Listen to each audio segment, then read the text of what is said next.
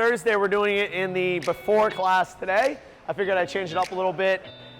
Usually, sometimes at the end of class, I tend to be in like, oh my God, I've been coaching for X hours straight, and I feel like I'm a lot more supercharged from the 6 p.m. Because that's kind of where I hit my stride. So I'm trying this out now.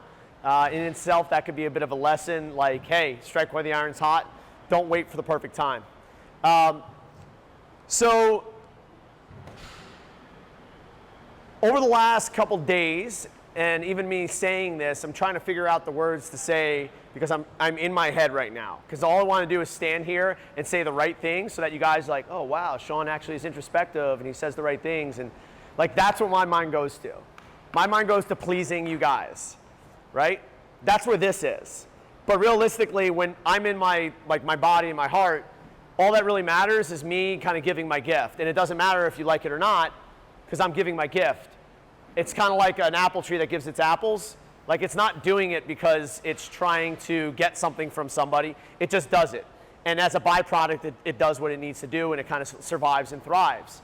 But the thing is that if I'm trying to control what you get, then all of a sudden I'm in resistance toward what I'm giving. Because I'm only going to give it if you want it, or if you give me the right response.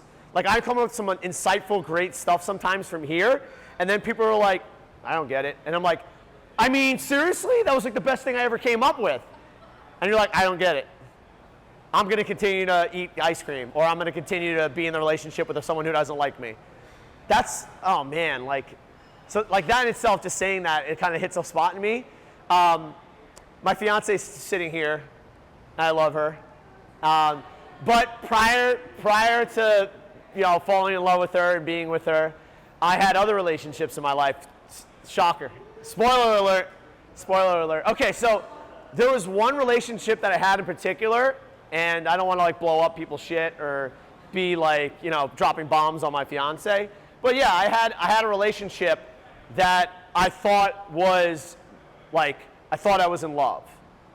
I thought I was like, man, this person is perfect, yada yada, like everything that you can imagine. And this person led me on a place that I was like, wow, this is what it's all about. And then that person said, nope. And I was like, wait a second, what happened? What's wrong? What did I do wrong? What do I have to do? And it became like this whole game of me trying to figure things out. Like, where did I go wrong? What did I have to do to get this person's attention and get this person's love? So I was hurt. I definitely was hurt. And saying it now, like, I understand what it was, and I kind of have already gone through it, so I'm a little bit more comfortable of saying that I was hurt, rather than something I'm really kind of fresh with, and I'm like not comfortable saying it necessarily. But I was like, I was hurt, and in thinking about it now, the reason why I was hurt and what I was hurt about is that it was my ego. My ego was hurt. Because realistically, you can't be hurt. Only what you think about yourself is hurt. Only what your story is can be hurt. Only the idea that if I do the right things, I can get love. And I was doing the right things and I didn't get love. And all of a sudden I'm like, wait a second, what? I got that cut off from me? How is that supposed to work out? Why is that happening? What do I have to do to fix this? And where does that all take place? Right between your ears. The turmoil and the conflict doesn't exist here. This only feels. When you get your heart ripped out and you feel that happens, it's here. When you're trying to investigate how it happened or why it happened, that's here. What did I do wrong? That's here. And this goes into the rest of your life too. You have a meeting and it goes wrong, you stay here. Oh no, what did I say wrong? What did they do? How do I make this better? Now something that I've learned only recently is when that happens, this can go forever. Even if you think you figured it out, all you're really doing is it's another part of you that's trying to figure something out and convincing you that you figured something out. It's like being pushed out by another person who's exactly like you. Right? Oh, that's not me. This is the new me. No, that wasn't me. This is the new me. And you keep coming up with a new me. But it's the same you. Because you're always trying to figure shit out and trying to fix the problems that don't really exist. So it's not until you kind of go here, in your body, in your heart, that you start to feel what actually is going on. And a lot of the time, I would say 99 times out of 100, when you think shit is going to like crumble in your life, you feel down here and you go, it's all good, we got this. And then you go back here, you're like, how could you think that? This is crazy. No, I have to obsess about this because usually when I obsess about it, it only gets better. And then your heart goes, that's bullshit. It only gets worse when you obsess about it, right? And then you go to this place where you say, okay, wait, I give up. I just give up. I'm going to stop obsessing about this. And then your heart goes, good. That's okay. We got this. Because your heart knows that you're still here right now. It's gone through so many cycles of the same thing, of you freaking out, trying to figure things out, then you finally surrender, and then you go to the place where you're like, oh, wait, I had the solution all along. That's where this lives all the time. Eventually we get there sometimes, but we have to go through all of this nonsense in order to access this. So what I'm saying is like, you can like get in the fast lane with this stuff. When stuff does start to go crazy here, know that the answers aren't going to be here. You got to go lower. You got to go here. This is where the answers are going to be. So I go back to this gal, and I'm going to pull this full circle because Laura's like, what's going on here? So what that allowed me to do is kind of get broken. Broken in ways that I thought who I was that relationship or was pleasing this person or was them loving me. And the idea that what loves me is who I am. And that's the biggest like falsehood we have.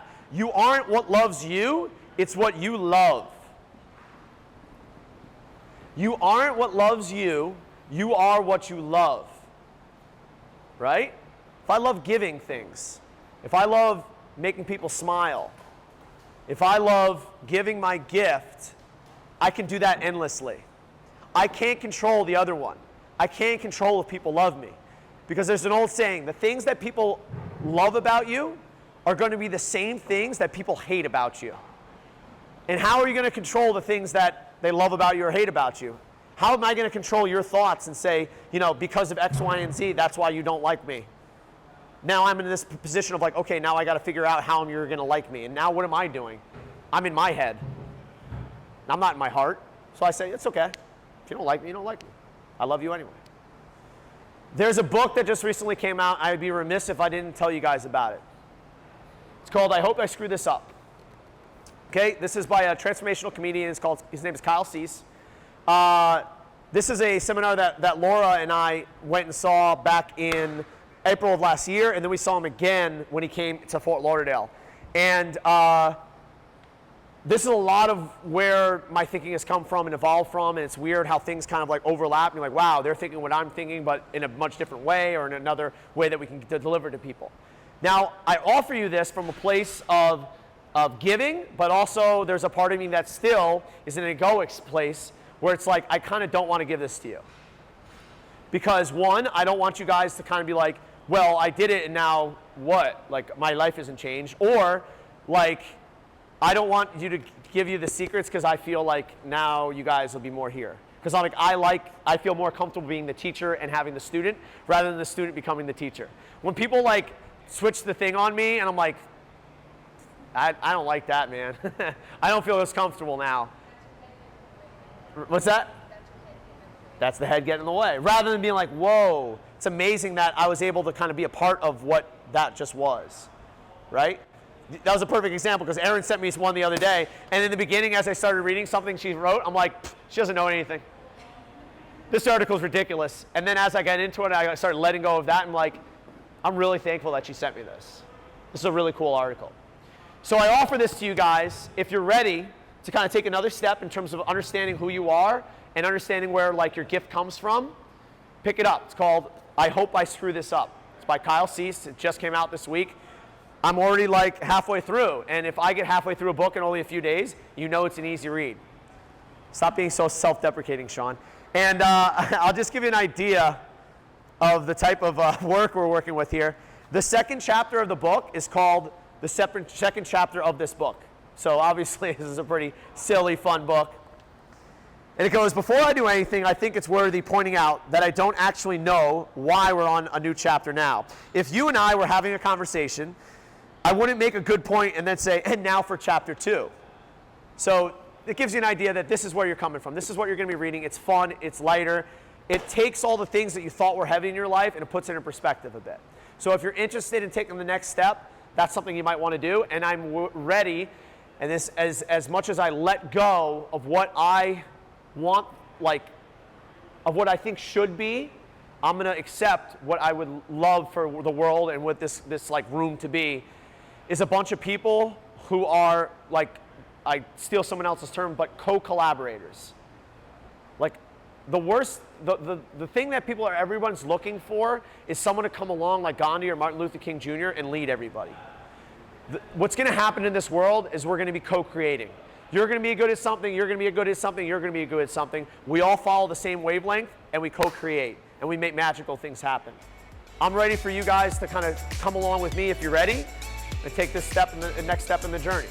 Transformational Thursday for today. All right, guys, foam roll is away.